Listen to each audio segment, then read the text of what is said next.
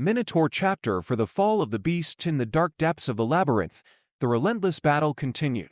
These moments seemed like an eternity for Theseus, the young hero fighting for his life and the freedom of his people, and for the Minotaur, the beast defending its home and its only reality. Each strike carried the weight of desperation.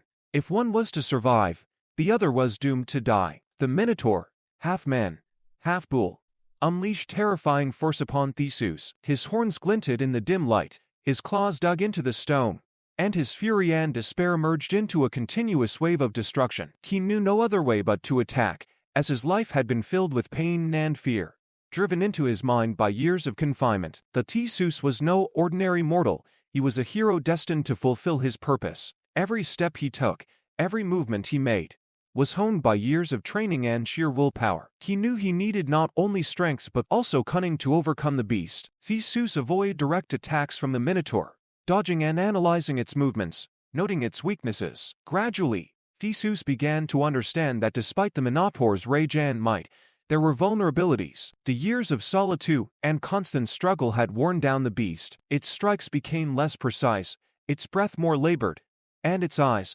once filled with fury, no longer sparkled with the same intensity. The Minotaur was powerful, but his strength was waning. Seeing this, Theseus gathered all his remaining strength and directed a decisive blow to the Minotaur's heart. The sword given to him by Ariadne gleamed in the dim light of the labyrinth and pierced the beast's flesh. The Minotaur let out a deafening roar, filled with pain and despair. Its body shuddered and then, as if in slow motion, collapsed onto the cold stone floor of the labyrinth. The darkness of the labyrinth was filled with the sounds of the dying battle, echoing footsteps that slowly approached Theseus. But these steps were not those of an enemy, but reflections of his own victory. Theseus, standing over the fallen Minotaur, realized that the legend that had terrified generations had come to an end. The beast was defeated, and now the labyrinth, this grim symbol of fear and despair, was left as nothing more than an empty prison. Breathing heavily, Theseus took a step back, understanding that he had accomplished something great. He had put an end to the nightmare that plagued Athens and Crete. Yet in his heart, there was no joy, only a strange sense of emptiness. The Minotaur was not merely an adversary, but a creature whose fate was as tragic as his own. Theseus knew that the victory he achieved did not bring him the satisfaction he had hoped for. In the dying eyes of the beast, he saw not just a monster but a glimpse of humanity that had never found its path.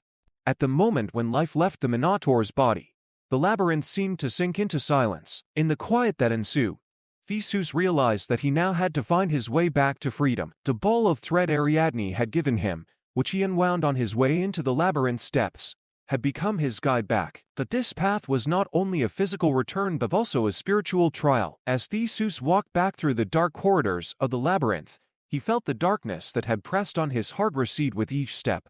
He understood that he had overcome not only the Minotaur, but also his own fears and doubts. This battle had changed him, made him a different person. He was no longer just a hero, but someone who had learned the true cost of victory. When Theseus finally emerged from the labyrinth, the dazzling and bright sun greeted him with its light.